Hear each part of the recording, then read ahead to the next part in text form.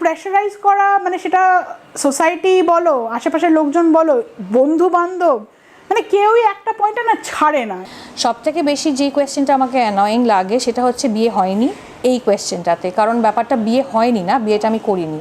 যখনই আমি সিঙ্গল থাকবো বলে ডিসাইড করি, এটা ধরে নেওয়া হয় যে it's not my personal choice. এটা যেন হয় আমার বিয়ে হয়নি কোনো কারণে, there is something wrong within me, আর নইলে মানে একটা মানে এটা যেন একটা অ্যানিগমা টাইপের, যে সবাই একটা মানে এটা নিয়ে একটা চর্চা করার একটা বস্তু যে কেন বিয়েটা হয়নি। আফটার 30-র পর মানে এইরকম টাইপের কথাবার্তা আমার এজের বন্ধু বান্ধবরাও যখন বলতে আরম্ভ করেছে, তখন আমার সত্যি একটা পয়েন্টে মনে হয়েছে যে একটা করে ফেলি, মানে তাহলে অ্যাটলিস্ট এই যে লোকে একটা আলাদা চোখে দেখা সারাক্ষণ, বা অনেক সময় এই ব্যাপারটাও হয় লোকে ভাবে যে নিশ্চয়ই কোনো মিসহ্যাপ হয়েছে, মানে ওর বিয়েটা হয়নি, মানে এই একটা ধারণা, লোকে এটা মেনেই নিতে পারে না যে someone can make a choice of not getting married. যেখানেই তুমি যাচ্ছ সেখানেই তোমাকে যখন এই প্রশ্নটার সম্মুখীন হতে হয়, আর কিছু করার আগে কোথাও কেউ তো কখনো একটা মেয়েকে জিজ্ঞেস করে না, হ্যাঁ রে তোর চাকরিটা কিরকম হচ্ছে, বা তুই কতটা প্রমোশন পেলি, বা তোর কতটা উন্নতি হলো, এটা কিন্তু কেউ জিজ্ঞেস করে না। কিন্তু একটা ছেলেকে যদি ধরো,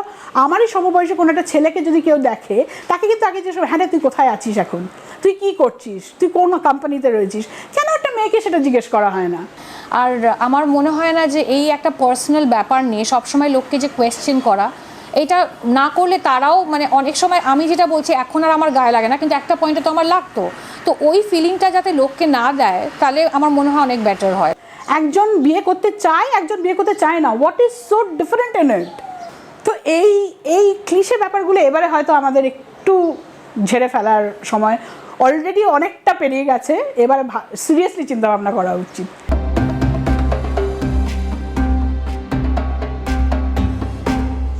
নমস্কার, আমি অনুত্তমা লোকে কি বলবে আজকের পর্ব শুরু করছি, বিয়ে করিসনি কেন। প্রথমেই বলি, আপনারা যেভাবে সাড়া দিয়েছেন এই পর্বে, তাতে কিন্তু আমরা অভিভূত। আমরাও ভাবিনি এই বিষয়টি ঠিক করবার সময় আজও এত মানুষ বিভিন্ন স্তরের, বিভিন্ন পেশার, বিভিন্ন শিক্ষাগত যোগ্যতার, বিভিন্ন লিঙ্গ পরিচয়ের এই একটি প্রশ্নের মুখে এসে বারংবার দাঁড়াচ্ছেন, এমনকি আমাদের মানসিক স্বাস্থ্যও কোথাও ব্যাহত হচ্ছে। আমরা অভিভূত, আপনারা যেভাবে সাড়া দিয়েছেন। অজস্র চিঠি, অজস্র হোয়াটসঅ্যাপ আমাদের কাছে এসেছে। আমরা বাঁচতেই অনেকটা সময় আজকে ইনফ্যাক্ট চলে গেছে আমাদের। কিন্তু যেটা আমাকে খুব আশ্চর্য করছে বলবো না, বিস্মিত করছে বলবো না, কিন্তু ভাবতে একটু কষ্টই হচ্ছে বলতে পারেন, আজও এত মানুষ বিভিন্ন পেশার, বিভিন্ন শিক্ষাগত যোগ্যতার, বিভিন্ন লিঙ্গ পরিচয়ের, তারা প্রত্যেকে এই একটি প্রশ্নের মুখেই এসে দাঁড়াচ্ছেন, বারংবার ক্লান্ত হচ্ছেন, ধ্বস্ত হচ্ছেন, কিন্তু আমাদের প্রশ্ন থামছে না, বিয়ে করিসনি কেন। আমি যখন চিঠিগুলো পড়বো, আপনারাও দেখবেন কত মানুষের জীবন বিপর্যস্ত হয়ে গেছে এই একটি প্রশ্নের মুখে দাঁড়িয়ে।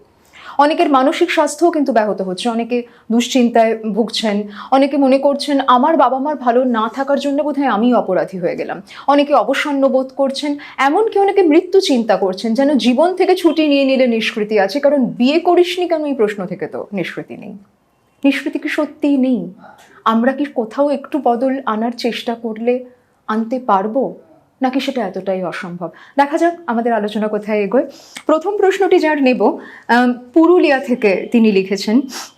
পুরুলিয়া জেলার প্রত্যন্ত এক এলাকা বাঘমুন্ডি, অযোধ্যা পাহাড়ের একেবারে সামনে, বাঘমুন্ডি থেকে বলছি। আপনাকে অনেক ধন্যবাদ আমাদের সঙ্গে যুক্ত হওয়ার জন্যে। দিদি, আমার বয়স 23, আমি টিচার্স ট্রেনিং করেছি, গ্র্যাজুয়েশন করেছি, তারপরে এখন MA পড়ছি। আমার এলাকায় আমার বয়সী সঙ্গী সাথীদের বিয়ে হয়ে যাওয়ায় পাড়া প্রতিবেশীরা খুব উৎসুক আমার বিয়ে নিয়ে। বাবা মাও খুব চিন্তিত, বিয়ে বিয়ে বিয়ে সবসময় এই আলোচনা। দিদি, আমি এবার বিরক্ত বোধ করছি, একই সঙ্গে আমি চিন্তিত, পড়াশোনাতেও তো মনোযোগ দিতে হবে, কিন্তু পারছি না। এক্ষেত্রে কি করণীয় যদি একটু আলোচনা করেন। দেখুন, উনি সবেমাত্র গ্র্যাজুয়েশন কমপ্লিট করে টিচার্স ট্রেনিং নিয়েছেন, MA পাঠরত। একই কথা, একই সুর আমরা পাচ্ছি মধুরিমার প্রশ্নতেও। মধুরিমা পেশায় আইনজীবী, বয়স 29, বলছে গতকালই আমার এক বান্ধবীর বিয়ের অনুষ্ঠানে বাবা মার সাথে গিয়ে উপভোগ করছিলাম। এটা আমার জীবনের সবচেয়ে ডিপ্রেসড বিয়ে বাড়ি ছিল। কেন? বিয়ে না করাটা বা না হওয়াটা কি এত বড় অপরাধ? কেন আমার বাবা মা দুজনেই দিন দিন আমার কথা ভেবে, আমার বিয়ে না হওয়ার কথা ভেবে অসুস্থ হয়ে পড়ছেন বলুন তো? এই কিছুদিন আগে পর্যন্ত আমায় নিয়ে তাদের গর্ব ছিল, এখন বিয়ে নিয়ে এমন হাহুতাশ করছেন, প্রতিবেশী আত্মীয় স্বজন দিনের পর দিন অধৈর্য হয়ে পড়ছেন। আমি আর লোকের মুখের ওপর জবাব ছুড়ে দিতে পারছি না, খুব অসহায় লাগে এখন। এর থেকে চিরতরে বাঁচার উপায় কি নেই? স্বনির্ভর হলেও জীবনের সব কিছুকে কি উপেক্ষা করা যায় না? একই প্রশ্ন আবারও পাচ্ছি, যেখানে একজন মানুষ, তিনি একটি কলেজে পড়ান, গত 5 বছর হলো তিনি চাকরি পেয়েছেন, কলকাতায় ফিরেছি, তিনি জানিয়েছেন আমি পিএইচডি করেছি। আমারও এই একই প্রশ্ন, এবং সেখানে তিনি আবার বলছেন যে এই যে বিয়ে করব না, অনেক ধরনের কমেন্টস শুনতে হচ্ছে, বয়স বেড়ে গেল, বাবা মায়ের বোঝা, বুড়ো বয়সে তোকে কে দেখবে, ইত্যাদি ইত্যাদি।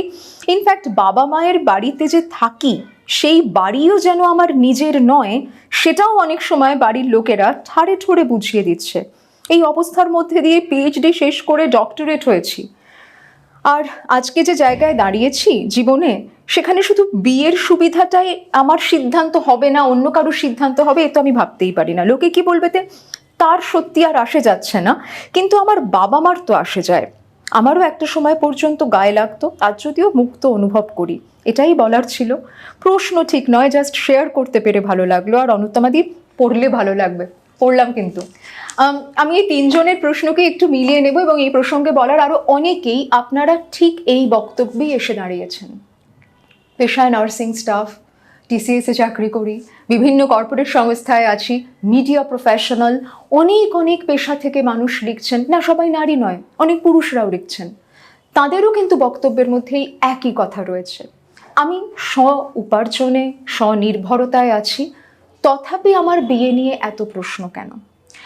এই জায়গাটাকে যদি আমরা একটু এভাবে দেখার চেষ্টা করি যে আমাদের বিয়ে নিয়ে একটা মানসিক সুরক্ষার কাঠামো ছোট থেকে শিখিয়ে দেওয়া হয়। কীরকম? যেমন আমরা একটা বয়সের পর বড় হব, মেয়েদের ক্ষেত্রে বিশেষ করে, মেয়েদের তো ভূমিকা দিয়ে, সম্পর্কের ভূমিকা দিয়ে প্রায় দেখা হয়। ছোটবেলায় সে মেয়ে, বড় হলে বউ, তারপরে মা, যেন সম্পর্কের বাইরে তার আর কোনো পরিচয় হয় না। পুরুষদের ক্ষেত্রেও কিন্তু অন্যভাবে তার একটা চাপ আসে, তোমায় বংশের প্রদীপ ধরে রাখতে হবে, বংশকে এগিয়ে নিয়ে যেতে হবে। কারণ আমাদের কাঠামোতে এখনো কিন্তু সন্তান, বিবাহ ইত্যাদির মধ্যে আমরা একটা বংশের অগ্রগতির গল্প দেখতে পাই। সেখানে পুরুষদের উপর আলাদা করে চাপ পড়ে বই কি? প্রথম থেকেই আমরা ধরে নিই এটাই যেন একমাত্র মডেল।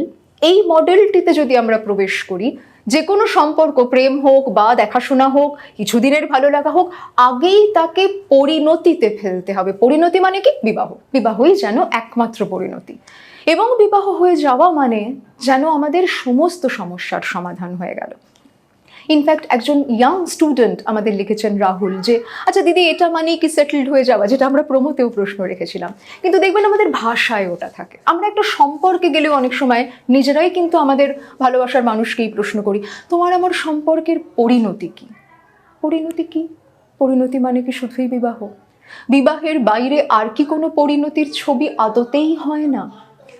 এই যে ভাবনা, এই যে সম্পর্ক, এই যে বিবাহকে এক সূত্রে বেঁধে ফেলা, তার মূলে আমাদের মধ্যেকার একটা নিরাপত্তাহীনতা থাকে।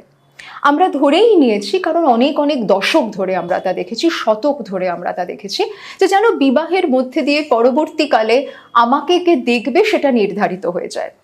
অথবা এই বিবাহের কাঠামোর মধ্যে ঢুকে পড়ে গেলে যেন কোথাও আমাদের সুরক্ষাটা নির্ধারিত হয়, যেন কেউ না কেউ থাকবে, যেন একদম একা হয়ে যাবে না।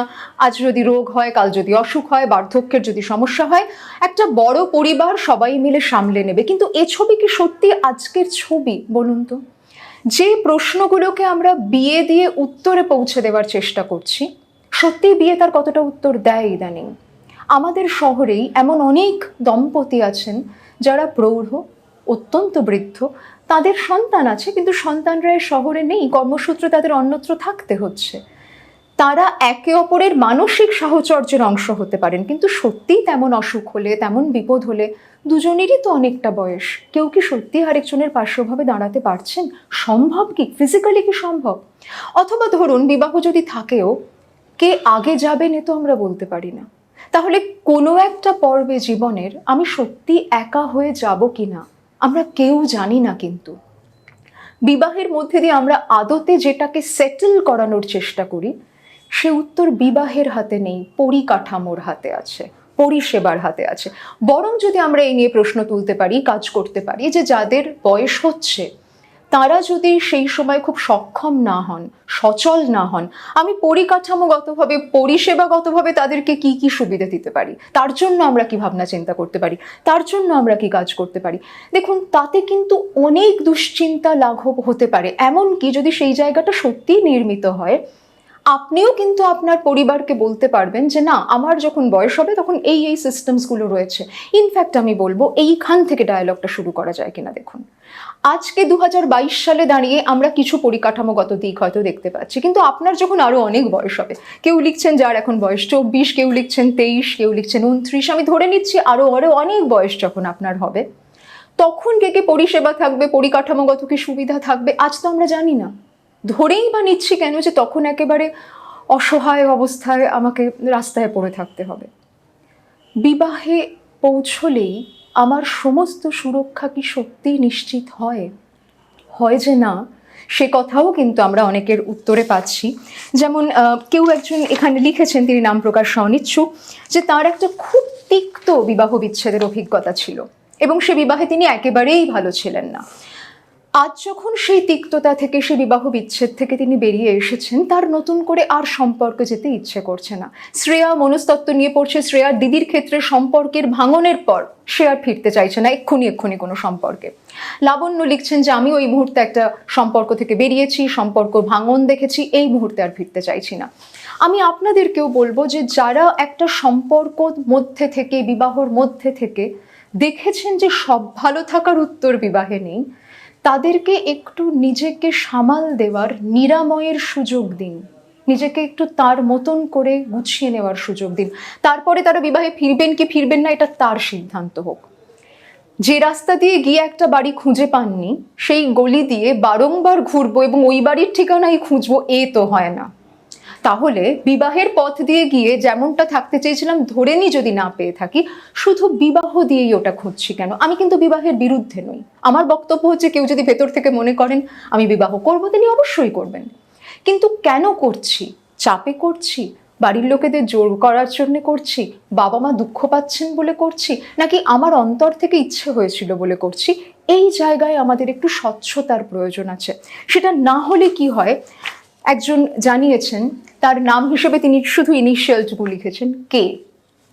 চিঠিটি পড়ে মনে হলো, দীর্ঘ চিঠি পড়ে মনে হলো এই মানুষটি একজন পুরুষ মানুষ, কারণ তিনি বলেছেন যে তার বাড়ি থেকে বিয়ের জন্য একটা সময় ভীষণ চাপ দেওয়া শুরু হয়। তিনি কিন্তু একেবারে বিয়েতে আগ্রহী ছিলেন না, বোনেরা মূলত চাপ দিতে শুরু করে এবং তারপরে তাকে একটি মেয়ের কাছে নিয়ে যাওয়া হয়, আমাদের যা একেবারে প্রথাগত পদ্ধতি, যেখানে একটা সম্বন্ধের মধ্যে তার বাড়িতে, মেয়ের বাড়িতে ছেলে মেয়েকে দেখতে গেছে, মেয়েটির সামনে তার বোনেরা তাকে বলেছে বলো তোমার ওকে কেমন লাগলো।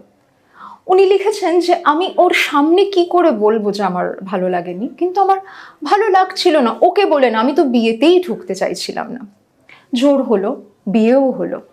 এখন উনি বিবাহে আছেন, এখন সন্তানের প্রসঙ্গ আসছে, সন্তান জন্মাচ্ছে, উনি না স্বামীর ভূমিকায় খুশি না বাবার ভূমিকায় খুশি, উনি প্রতি মুহূর্তে এই অবস্থান থেকে মুক্তি চাইছেন। অথচ দেখুন, এই যে যন্ত্রণা, এই যে কষ্ট, এটার মধ্যে কিন্তু এখন বিবাহ সূত্রে আরও একজন মানুষ জুড়ে গেলেন, তারও কিন্তু এটাতে জুড়ে গিয়ে এই যন্ত্রণা দিয়ে যাওয়ার কথা ছিল না। যিনি এই চিঠিটি পাঠিয়েছেন, যদি সত্যি তার না বিয়ের সিদ্ধান্তকে আমরা সম্মান দিতে পারতাম, তাহলে তিনি আজকে তার স্ত্রী, যিনি পরবর্তীকালে সন্তান যখন আসছে তারা, একটা কেউ কারোর ভালো লাগার অংশ হতে পারছি না আর গল্পে যুক্ত হতেন না। আমরা একটা ধারাবাহিক খারাপ থাকায় জুড়ে গেলাম। এখানে একটা কথা আমি একটু বলতে চাইব, যারা ইতিমধ্যে অন্যের চাপে, অন্যকে ভালো রাখার জন্য বিবাহে ঢুকে পড়েছেন, তারা অতীতে আর কি করতে পারতাম নিয়ে না ভেবে এখন কি করা যেতে পারে সেটা নিয়ে ভাববেন। তবে যারা এখনো বিয়ে করছেন না, এখন ওই চাপ প্রতিরোধ করছেন কারণ ভেতর থেকে এক্ষুনি বিয়ে করতে চাইছেন না, তাদেরকে আমি বলবো যে বিবাহ একটা প্রতিষ্ঠান, এই প্রতিষ্ঠানের সঙ্গে আমি যুক্ত হব কিনা, এখানে আমি বিবাহের ভূমিকায় নামবো কিনা, আমি আমার ভেতরে তলিয়ে দেখি আমি তাতে কতটা ইচ্ছুক। যারা লিখছেন যে বাবা মাকেই কষ্ট পেতে দেখতে পারছি না, মধুরিমা যেমন লিখেছেন যে পরিপার্শ্ব থেকে বাবা মার ওপর এত চাপ আসতে থাকে, আরো অনেকেই লিখেছেন তাই। আমার এখানে আবারও একটা কথা বলার, আমি কি উদ্দেশ্য প্রণোদিতভাবে বাবা মাকে কষ্ট দেব বলেই বিয়ের সিদ্ধান্ত নিচ্ছি না? নিজেকে এই প্রশ্নটা করুন। যখনই অপরাধ বোধ আসে এই প্রশ্নটা করুন যে আপনার ইন্টেনশনটা কী ছিল। এমন কি হতে পারে যে সকালে ঘুম থেকে উঠে আপনি ভাবলেন আজকে কি করলে বাবা মাকে কষ্ট দেওয়া যায়, হ্যাঁ বিয়ে করব না? না তো, আপনার ভেতর থেকে এসেছে আমি এক্ষুনি বিয়ে করতে চাই না। আপনি জানেন আপনার সম্পর্কের ভাঙনের কি ইতিহাস ছিল, অথবা এমনও হতে পারে আপনি এমন একটা সম্পর্কে আছেন যাকে বিবাহে নিয়ে যাওয়া যাবে না। অনেক সমপ্রেমী যুগল তেমন সম্পর্কে থাকেন, অথবা আপনি এমন একজনের সঙ্গে সম্পর্কে আছেন তিনি এখন বিবাহিত। আপনারা জানেন যে আপনারা চাইলেও এই মুহূর্তে বিবাহের প্রতিষ্ঠানে আপনারা পৌঁছতে পারবেন না। আপনি বিয়ে করছেন না মানেই আপনি সিঙ্গল, আপনি আনঅ্যাটাচড, এটাও তো ধরে নেওয়ার কোনো মানে হয় না। এত কথা বাবা মাকে বলতেও হবে না, কিন্তু নিজের সত্যি তো আমি নিজে জানি। তাদের যদি এটুকু বলতে পারি যে দেখো তোমাদের কষ্ট হচ্ছে আমি বুঝতে পারছি, কিন্তু তোমাদের দুশ্চিন্তা যা যা নিয়ে আমাকে, আমি সেগুলোকে সুরক্ষিত করবার বন্দোবস্ত বরং করিয়ে এসো। আমি এটুকু তোমায় নিশ্চিত করতে পারি, আমি একেবারে অথই জলে পড়ে নেই, পড়ে যাবও না। তোমাদেরও যদি বয়স হয় তখন আমার বিবাহ এসে তোমাদের দেখাশোনা করবে না, আমি করব।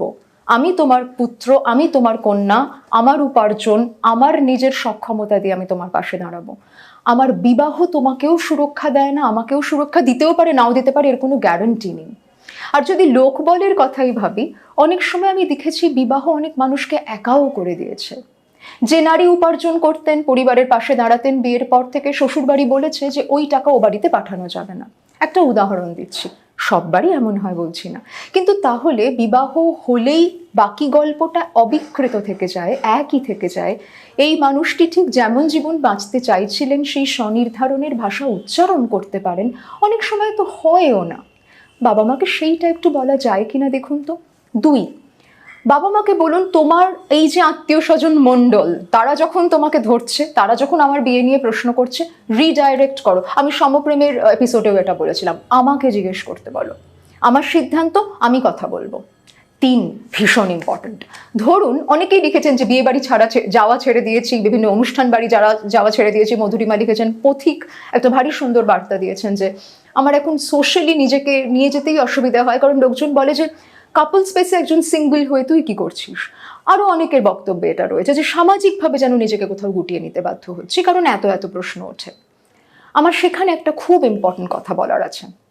ধরুন যারা এই প্রশ্ন করে, কিরে বিয়ে করছিস না, 2 দিন পরে বিয়ের হয়ে গেলে জিজ্ঞেস করবে কিরে এবার বাচ্চা নিবি না, যেন বাচ্চা আমরা নিজেদের মানে সিদ্ধান্ত নিয়ে নিবি নাটা ওইভাবে বলা হয়, মানে বাচ্চার ফ্যামিলি প্ল্যানিং এর মধ্যে ঢুকবি কি ঢুকবি না, এটা একটা টিপিক্যাল ভাষা রয়েছে। বা your biological clock is ticking, যেটা ভীষণভাবে মেয়েদের বলা হয়, আর এর পরে তো মা হতে পারবি না। এই যে নানান প্রশ্ন যেগুলো একেবারে আপনার ব্যক্তিগত জীবনের সঙ্গে জড়িত, অন্য কারোর এই নিয়ে নাক গলানোর অ্যাকচুয়ালি অধিকার থাকার কথা ছিল না, কিন্তু তারা ভীষণ কনসার্নিং আপনাকে জিজ্ঞেস করবে। মাথায় রাখবেন তাদের আদতেই উত্তর নিয়ে কোনো মাথা ব্যথা নেই, বিশ্বাস করুন নেই। বহু সামাজিক পরিসরে আমরা এমন অনেক প্রশ্ন করি কারণ আমাদের কথা বাড়াতে হয়, কি নিয়ে কথা বলবো আমরা জানি না। খেয়াল করে দেখবেন, একটা ছোট্ট সোশ্যাল এক্সাম্পল দিই। ধরুন আপনি কাউকে জিজ্ঞেস করলেন এই তোর ছেলের কোন ক্লাস হলো রে, ধরুন সে বললো ক্লাস 7। আবার দেখবেন পরের বার না একই প্রশ্ন করছে, কোনো ট্র্যাক নেই। কারণ আমরা উত্তরগুলো শুনি, প্রশ্ন করতে হয় বলে প্রশ্ন করি। সত্যিই কার বিবাহ হলো, কার বিবাহ হলো না, কার বিবাহ বিচ্ছিন্ন হয়ে গেল, আগের বারের বিয়ে বাড়িতে তাকে কার সঙ্গে দেখেছিলাম, এবারে তিনি কার সঙ্গে ঢুকলেন, কারোর মাথা ব্যথা নেই, কেউ ট্র্যাক রাখে না, রাখতে চায়ও না। আমরা ধরে নিই ওই প্রশ্নটা শুনে উনি বোধহয় আমার জীবন নিয়ে অতটাই এখনো ভেবে চলেছেন, অতটাই কৌতূহলী। হতেও পারে কিছু কিছু ক্ষেত্রে হয়তো হয়, অনেক ক্ষেত্রে আবার হয়ও না। প্রত্যেকটা মানুষ একটা স্তরের পর তার জীবনের যুদ্ধে ব্যস্ত হয়ে যেতে বাধ্য। ধরুন যিনি প্রশ্ন করছেন কি গো তুমি মেয়ের বিয়ে দিলে না, কি গো ছেলের বিয়ে দিলে না, তিনি কিন্তু বাড়ি চলে গিয়ে তার নিজের নানান সাংসারিক ঝুট ঝামেলায় ঢুকে যাবেন। বিশ্বাস করুন তখন আপনি বিয়ে করেছেন কি করেছেন না নিয়ে উনি ভাববেন না। আপনার মায়ের, আপনার বাবার, আপনার পরিবারের হয়তো মনে হচ্ছে ওরা তো বলছিল, আর ওরা এটা নিয়ে মাথা ঘামাচ্ছে কিনা আমি জানি না, কিন্তু এইবার ওই আত্মীয়র মন জুগিয়ে চলার জন্যে যদি আমি দাঁতে দাঁত চিপে পছন্দ না হলেও একটা বিয়ে করে ফেলি, বা বিয়েতে ঢুকতে চাইছি না তথাপি জোর করে এই ভূমিকায় নেমে পড়ি, আমার দৈনন্দিন তিতকুটের স্বাদকে সে কি এসে মিটিয়ে দিতে পারবে? সে কি এসে আমাকে আমার না ভালো লাগার জীবন থেকে মুক্তি দিতে পারবে? না। এমনকি আমি এমনও কথা অনেক সময় ক্লিনিকে শুনেছি, যখন কেউ আমাদের কাছে আসছেন যে আমি একেবারে চাইনি এই বিয়েটা করতে, কিন্তু বাড়ির প্রেশারে করেছি। পরে যখন তিনি মানসিকভাবে ভীষণ খারাপ রয়েছেন, ট্রিটমেন্ট চলছে, ওষুধ চলছে, থেরাপি চলছে, তখন কিন্তু বাবা মা এসে বলছে না ওর অত অসুবিধে হচ্ছিল তো বললেই পারতো। যতটা বলেছিল ততটা যেন অমন করে বলা হয়নি। অতএব আমাদের নিজেদের কোথাও আরও একটু নিজেদের অবস্থান নিয়ে অনড় হতে হবে, যদি সত্যিই আপনি মনে করে থাকেন আমি বিয়ে করব না, অথবা এটাই বলুন যে আমি এই মুহূর্তে ভাবছি না বিয়ে নিয়ে। আরেকটা প্রশ্ন এসেছে যেটার কথা এবার একটু আসবো, যেখানে তারা লিখছেন যে আমরা বিবাহের প্রতিষ্ঠানটাতেই বিশ্বাস করি না। ইনফ্যাক্ট নাম প্রকাশে অনিচ্ছুক একজন লিখেছেন যে আমি বিবাহের প্রতিষ্ঠানটাতে বিশ্বাস করি না, আমি এবং আমার প্রেমিক আমরা একটা সম্পর্কে আছি, কিন্তু আমরা এই বিবাহের মধ্যে ঢুকতে চাই না। আমাদের 5 বছরের প্রেম, বিয়ে করব হয়তো ঠিকই, কিন্তু দুজনে আমরা তো লিভ ইনে বিশ্বাস করি। এই লিভ ইন সম্পর্ক নিয়ে সমাজে অনেক সমস্যা আছে, অনেক লোকে কি বলবে আছে, যদি সম্ভব হয় লিভ ইন নিয়ে আমরা একটা লোকে কি বলবে পুরো এপিসোডও করতে পারি, দেখা যাক। তো উনি লিখছেন যে আমার বিয়ে প্রতিষ্ঠানটাতে আপত্তি, একসঙ্গে থাকতে আপত্তি নয়। একই প্রশ্নের অনুরণন পেলাম আরও একজনের বক্তব্যে। তিনি লিখেছেন, আমার নাম সৌম্যদীপ দাস, তিনি একজন গবেষক। তিনি বলছেন যে আমি এই বিয়ে করিসনি কেন প্রশ্নে ইদানিং আর ক্লান্ত হই না, তবে আমার যেটা খুব অদ্ভুত লাগে সেটা হচ্ছে যে এই অসীম দুর্ভাবনা আমার প্রিয়জন পরিচিতদের, এই যে প্রথাগত সমাজ চিন্তা, তার বাইরেও তো কিছু ভাবনা, কিছু আচরণ আমি আমার মননে স্থান দিতে পারি। এখনো পর্যন্ত আমার বিশ্বাস যে আমি খুব বোহেমিয়ান, স্বাধীন স্বভাবের একজন মানুষ, যার কাছে বিবাহ একটি অসহ্য প্রতিকূলতা সম। ভারী সুন্দর লিখেছেন, আমি কাউকে বোঝাতে পারছি না সেটা। এইবার আপনার যদি মনে হয় যে আমি বিবাহ প্রতিষ্ঠানটায় ঢুকলে আবদ্ধ হয়ে যাব, বা যদি কারোর মনে হয় যে আমরা দুজনের সম্পর্কটাকে লিভ ইনের মধ্যে রাখতে পারি কিন্তু বিবাহের প্রতিষ্ঠানটাতে আসতে চাই না, আপনি এই প্রতিষ্ঠানটাকে জীবনে কতটা জায়গা দেবেন বা আদৌ দেবেন কিনা এই সিদ্ধান্ত আপনার। নিশ্চয়ই পরিপার্শ্বের ওই গোড়াতেই যেটা বললাম, তাদের ওই এক রৈখিক কাঠামোতে অভ্যেস, তারা ওটাই দেখে এসেছেন। এবং এই যে এত এত চিঠি, লিটারালি এত চিঠি, তার থেকে এটাও প্রমাণিত হয় যে আমরা অনেকেই আদতে আর ওই এক রৈখিক কাঠামোতে বিশ্বাস করছি না, অনেকেই মনে করছি না, বিয়ে করতে চাই না। ইনফ্যাক্ট কেউ কেউ জানিয়েছেন যে আজ আমি আমার এই সিদ্ধান্তে পৌঁছে ভালো আছি। একটা সময় এত প্রশ্নে খুব খারাপ ছিলাম, এখন আর অত অসুবিধা হয় না, পরিবারও মেনে নিয়েছে, এমন বার্তাও কিন্তু আমরা পেয়েছি। তো তাহলে কোথাও যদি আমরা নিজেদের এই অবস্থানটার সঙ্গে সমাজকেও আর একটু সচেতন করি। আবারও বলছি, বিয়ে করছি না মানে আমি বিয়ে বিরুদ্ধে বা বিয়ে প্রতিষ্ঠানটাকেই একেবারে উপড়ে ফেলছি এমনটাও ধরে নেওয়ার মানে হয় না। কিন্তু কি হয় জানেন তো, যখনই আমরা সমাজের একটা প্রথাগত পথের বাইরে পা রাখি, অনেক মানুষের মধ্যে একটা নিরাপত্তাহীনতা তৈরি হয়, সকলেই বোধহয় সেটা করতে থাকবে এবং তৎক্ষণাৎ মনে হতে থাকে তাহলে সমাজ এগোবে কি করে, বংশগতি হবে কি করে, সন্তান জন্মাবে কি করে। এই প্রত্যেকটির উত্তর বিবাহের বাইরেও যে অন্যভাবে নির্মিত হচ্ছে আরো অনেকভাবে মানুষ যে সম্পর্কে বাঁচছেন, ভালো আছেন, সেই পরিসংখ্যানগুলো একটু একটু করে সামনে এলে তবে বদল হবে। পরিবারকেও জানতে হবে যে আমার সন্তানের অ্যাচিভমেন্ট, সেটেলড হওয়া, তার বিবাহের খাতা কলমের ওপর দাঁড়িয়ে নেই। এমন অনেক মানুষ আছেন যারা কিন্তু নিজেকে সেটেলড বোধ করানো বলতে নিজের পায়ের তলার মাটিটাকে শক্ত করা বোঝেন, এবং আপনারা এখানে যারা প্রশ্ন রেখেছেন তারা অধিকাংশরাই তাই বলেছেন। কেউ কেউ এই কথাও বলছেন যে আমার এত অবসাদ আসে এই প্রশ্ন শুনতে শুনতে, যে আমার মনে হচ্ছে যে আমার এই জীবনের এই উত্তর কি হতে পারে, এই উত্তর থেকে আমি যেন মুক্তিও পাচ্ছি না এবং কি বলবো বুঝতে পারছি না। এই কি বলবো অংশটাতে এবার একটু আসি। প্রথম কথা হচ্ছে, আপনি যদি আপনার সিদ্ধান্ত নিয়ে থাকেন এই মুহূর্তে বিয়ে না করার, আপনি আপনার সিদ্ধান্তে আছেন, আপনি আপনার সিদ্ধান্তকে নিজের মধ্যে সেলিব্রেট করুন। অন্য মানুষের আপনার বিয়ে নিয়ে অসুবিধে হলে অবসাদ তার হোক, আপনার নয়, দুশ্চিন্তা তার হোক, আপনার নয়। এটা বলা সহজ হয় দূরের মানুষদের ক্ষেত্রে। পরিবারের ক্ষেত্রে মাকে বাবাকে তাদের বলুন, তোমাদের কাছে আমার ভালো থাকাটা ইম্পর্টেন্ট না বিবাহিত থাকাটা ইম্পর্টেন্ট। তারা যদি দেখেন আপনি আপনার সিদ্ধান্তকে নিয়ে কোথাও কুণ্ঠিত নন, বরং গর্বিত, আপনি আপনার সিদ্ধান্ত নিয়ে দিব্যি জীবন বাঁচছেন এবং যা যা প্রশ্ন তারা বিয়ের নিরিখে তুলছে সেগুলোর বিকল্প সমাধান ভাবনা আপনার কাছে আছে। আপনি যদি লিভ ইন সম্পর্কেও থাকেন, আপনার যদি মনে হয় যে আপনি সেই সম্পর্কে আপনার পার্টনারের সঙ্গে ভালো আছেন, আপনাদের দুজনের যে যৌথতার গল্প তা অবিকৃত আছে, অবিচল আছে, ভালো তো, সেটাতেও তাদের এক্সপোজড হতে দিন। পরিবারের লোকেদের এটুকু অন্তত বলুন যে যদি আত্মীয়রা জিজ্ঞেস করে বলুন, এটা ওদের ব্যাপার, ছেলে বড় হয়ে গেছে, মেয়ে বড় হয়ে গেছে, নিজের পায়ে দাঁড়িয়েছে, এবারও বিয়ে করবে কি করবে না, কার সঙ্গে থাকবে, তো ও বুঝে নেবে। হ্যাঁ গো তোমরা কিছু বলবে না, না গো আমরা কিছু বলবো না, না গো আমরা কিছু বলবো না, একটু তারা বলতে পারেন কিনা দেখুন। এইবার যদি তারপরেও আমার মা না বলতে পারেন, বাবা না বলতে পারেন, তাদের খারাপ থাকার পুরো দায় আপনার উপর বর্তায় না। তাদের খারাপ থাকা দেখে আপনার কষ্ট হবে, আপনার অসুবিধে হবে, আপনার অপরাধ বোধ হবে, কিন্তু সেই অপরাধ বোধকে বিনির্মাণ করুন।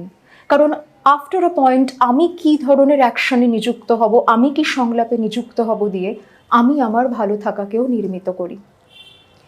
আরও একটি দিক এখানে একটু উল্লেখ করতে চাইব। পরিবার অনেক সময় আমাদের দিয়ে কিছু বিশেষ কাজ করিয়ে নেবে বলেও খুব খারাপ থাকে। হয়তো ভেতরে ভেতরে অত খারাপ নেই, কিন্তু আপনি সামনে দাঁড়ালেই দীর্ঘশ্বাস, আপনাকে কাছে পেলেই তুই তাহলে এখনো মন বদলালি না, এ হতে থাকে। কিন্তু আপনাকে বুঝতে হবে যে আমি যদি এই ঝড়ঝাপটার মুখে পড়ে এমন একটা সিদ্ধান্ত নিয়ে ফেলি যেখানে কিন্তু প্রতি মুহূর্তে তারা বা তুই বিয়ে করলি, কি দারুণ করলি, থ্যাংক ইউ করলি, হ্যাঁ ক্ল্যাপ ক্ল্যাপ ক্ল্যাপ এসে করে যাবে না। ওই সিদ্ধান্তর সঙ্গে আপনার দৈনন্দিনতার সঙ্গে জুঝতে হবে আপনাকে। যদি আপনি মন থেকে তাতে পার্টিসিপেট করতে না চান, আপনার ভালো লাগবে না। এটা যে কোনো প্রতিষ্ঠানের ক্ষেত্রে সত্যি। যে প্রতিষ্ঠানে চাকরি করতে আপনার ভালো লাগে না, দিনের পর দিন সেখানে যেতে আপনার ভালো লাগবে না। বিবাহ একটা প্রতিষ্ঠান, জোর করে যদি সেখানে ঢুকে পড়ি, সেখানেও আমার দিনের পর দিন থাকতে কষ্ট হতে পারে, ওই দায়িত্বগুলোর মধ্যে যেতে কষ্ট হতে পারে। আরও বেশি সমস্যাজনক হয় কারণ আমি যদি একটা অপছন্দের প্রতিষ্ঠানে চাকরি করতে যাই, সেখানে আমি আছি, আমার চাকরি আছে, কিন্তু বিবাহে আরও অনেক মানুষ জুড়ে যাচ্ছেন, আমার সঙ্গে আরও অনেকের প্রত্যাশা জুড়ে যাচ্ছে। অনেক মানুষের খারাপ থাকার সঙ্গে তখন আমার খারাপ থাকা যদি জুড়ে যায়, তাহলে তো মুশকিলের জায়গা বটেই। ইয়াসমিনারাও যেমন লিখেছেন আমাদের যে বিয়ে কথাটা শুনলেই আজকাল অ্যাংজাইটি শুরু হয়, শব্দটার প্রতি একটা ভয় তৈরি হয়ে গেছে। বাড়ির লোক, প্রতিবেশী, আত্মীয় সকলে মিলে বিয়ে বিয়ে বিয়ে করে আমার মাথাটা খারাপ করে দিল। কাউকে কিছুতে বোঝাতে পারছি না যে বিয়ের মতো এত বড় দায়িত্ব সামলাতে আমি এখনো তৈরি নই। কোনো যুক্তিই খাটছে না এদের কাছে। একটাই কথা, 28 বছর হয়ে গেল, আর কবে বিয়ে করবি? সারাদিন মাথায় এটা ঘোরে, এখন কোনো কাজেও মন দিতে পারি না। এর থেকে মুক্তির কি কোনো পথ আছে? নবনীতাও 31 বছর বয়স, উনিও কিন্তু একই কথা লিখেছেন। উনিও বলছেন যে বিয়ের আলোচনা হলেই এখন আমার কান্না পায়, পালপিটেশনস হয়, অ্যাংজাইটি হতে থাকে, মনে হয় একটা বোঝা চাপিয়ে দেওয়া হচ্ছে যেন। ইনফ্যাক্ট আরেকজনের দেখলাম প্রশ্ন, দেবিকা লিখছেন যে দিদির বিয়ে হতে চলেছে, দিদির বিয়ের কথা চলছে, বেচারা কোথায় দিদির বিয়েতে কি সাজুগুজু করবে তাই ভাববে, তা নয়, দিদির বিয়ে মানেই এরপর আমার টার্ন, এই নিয়ে তার অ্যাংজাইটি শুরু হয়ে গেছে। যেটা গোড়াতেই আমরা বলছিলাম যে বিয়েকে একটা বাঘের মতো প্রদর্শন করারও তো কোনো মানে হয় না। দেখুন, বিয়েতে যদি কেউ সত্যি ভেতর থেকে ভালোবেসে আনন্দ পেয়ে ঢুকতে চান, তিনি স্বেচ্ছায় ঢুকবেন, স্বচ্ছন্দে ঢুকবেন। যে কোনো প্রতিষ্ঠানে আমরা যদি আমাদের ইচ্ছেতে, আমাদের স্বাধীন মন নিয়ে না ঢুকতে পারি, তা কারাগার হয়ে ওঠে। যে কোনো প্রতিষ্ঠান, যে কোনো ভূমিকা, যে কোনো কাজ। ফলত এটা আমার ভেতর থেকে আসা উচিত। যদি বাইরে থেকে চাপিয়ে দেওয়া হয়, তাহলে তার দৈনন্দিন যা যা উত্তর দায়িত্ব, দৈনন্দিন যা যা পরিকাঠামোগত দিকের সঙ্গে নিজেকে মানিয়ে নেওয়া থাকে, আমাদের দুর্বিষহ লাগতে পারে সেটা।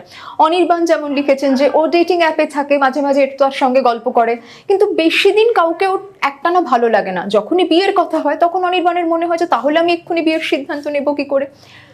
আমার মনে হয় এই প্রত্যেকটি মানুষের ক্ষেত্রে আমার একটাই বক্তব্য, নিজেকে আর একটু সময় দিন।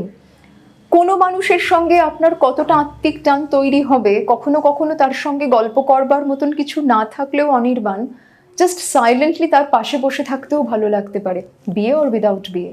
হয়তো সেই মানুষটার সঙ্গে এখনো আলাপ হয়নি, হয়তো সেই মানুষটির সঙ্গে সাক্ষাৎ পেলে ইয়াসমিনারও ভয় কেটে যেতে পারে, আবার নাও পারে।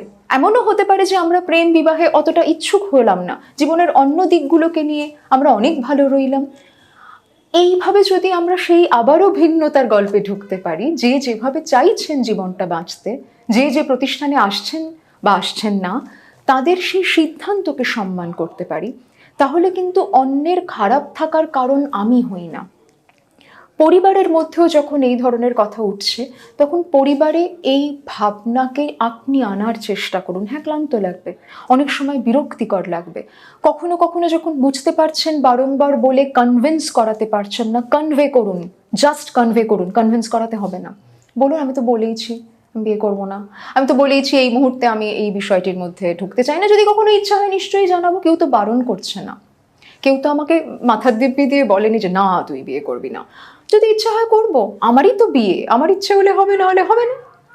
পাশাপাশি যে জায়গাটার কথা উঠে এসেছে একটি প্রশ্নে, আমার মনে হলো সেটা আজকের দিনে দাঁড়িয়েও খুব গুরুত্বপূর্ণ, নাম প্রকাশে অনিচ্ছুক একজন একটি প্রশ্ন রেখেছেন যে কলেজে ক্লাস চলাকালীন নাকি তাদের একজন শিক্ষক সেই সময় বলেছিলেন, যদিও সরাসরি নয় তাও এদিক ওদিক করে নাকি বলেছিলেন, যে বাচ্চা জন্ম না দিলে বিভিন্ন রকমের সমস্যার সম্মুখীন হতে হবে একজন নারীকে, অতএব এটাই স্বাভাবিক যে তিনি বিয়ে করবেন এবং বাচ্চার জন্ম দেবেন। প্রথমত আমরা সিঙ্গল মাদারহুডের কথা জানি, মাদারহুডের অন্য অনেক ধরনের কথা জানি, ফলত বাচ্চা যদি কেউ সত্যিই জন্ম দিতে চায় তাকে বিয়ে করেই বাচ্চার জন্ম দিতে হবে এমন কোনো কথা নেই।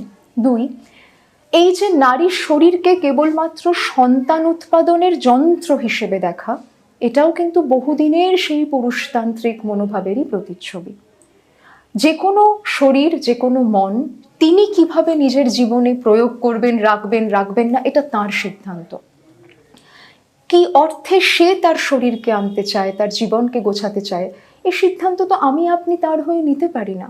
নারীকে শুধুমাত্র জরায়ু দিয়ে দেখাটাও বন্ধ করা দরকার। ইনফ্যাক্ট অনেক সময় আমি দেখেছি অনেক ডাক্তারও বলেন যে তোমার তাড়াতাড়ি বিয়ে করে ফেললে, তাড়াতাড়ি বাচ্চা হয়ে গেলে এই সব সমস্যা আর থাকবে না।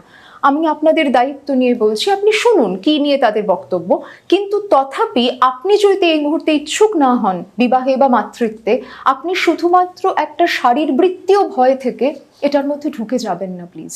কারণ তার পরবর্তী অধ্যায় যে কতটা যন্ত্রণাদায়ক হতে পারে তার জের আমরা পোয়াই আমাদের চেম্বারে যে মানুষগুলি আসেন তাদের কথা যখন শুনতে হয়, এবং দেখতে পাই কত সময় এই অনিচ্ছার বিবাহে তারা কত কত খারাপ রয়েছেন। আরও একটা দিক একটু উল্লেখ করতে চাইবো, অনেক সময় আমরা ভাবি যে বিয়ে না করা মানে কমিটমেন্ট ফেয়ার, এটাও একটা কিন্তু ধারণা আমাদের অনেকের আছে। দেখবেন অনেক সময় আমরা পরিবারে এমন অনেক মানুষদের দেখে থাকি যারা হয়তো বিয়ে করেননি, কিন্তু কার কোথায় অসুখ হলো, কাকে হাসপাতালে ভর্তি করতে হবে দৌড়বে তারাই, কিন্তু তাদের কিন্তু আমরা সবসময় দেখতে পাচ্ছি তার বিপদে সারাক্ষণ এসে উপস্থিত হচ্ছেন।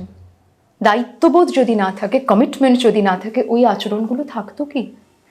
কমিটমেন্ট মানে কি শুধুই রোম্যান্টিক কমিটমেন্ট, ম্যারিটাল কমিটমেন্ট? না, কমিটমেন্ট, প্রতিশ্রুতি যে কোনো সম্পর্কের মধ্যে, যে কোনো দায়িত্বের মধ্যে উঠে আসতে পারে।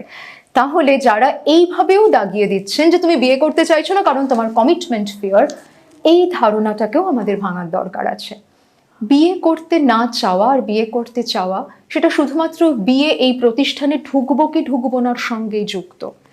এর সঙ্গে আমার ভবিষ্যৎ নিরাপত্তা, আমি দায়িত্ব নিতে চাই কিনা, আমার প্রতিশ্রুতিতে সমস্যা আছে কি নেই, এর কোনোটারই আদতে ওইভাবে কোনো সম্পর্ক গড়ে তোলা যায় না। আমাদের মধ্যে বিয়ে নিয়ে এক ধরনের চটজলদি সমাধানের চিত্র আছে। আমরা বারংবার ধরে নিই সব সমস্যার সমাধান যেন বিয়ের হাতে। মুশকিল কি জানেন, এর ফলেই বিয়ে বিষয়টা আরও অনেকের কাছে খুব ভয়াল হয়ে উঠেছে। তার কারণ আমরা যখন বিয়েও করছি, আমরা সব ভালো থাকার প্রত্যাশা বিয়ের ওপরে এনে ফেলছি। বিয়েটাকেও এত হাই স্টেক করে দিচ্ছি যে বেচারি বিয়েও আমাদের আর তখন অত ভালো রাখতে পারছে না। কোনো একটার উপর যদি আপনার সব ভালো থাকার দায়িত্ব আপনি দেন, সেই বা একা সেটা সামাল দেবে কি করে বলুন তো?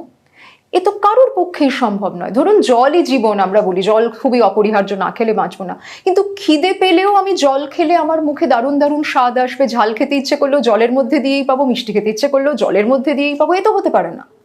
তার জন্য তো অন্য কিছু চাই জীবনে।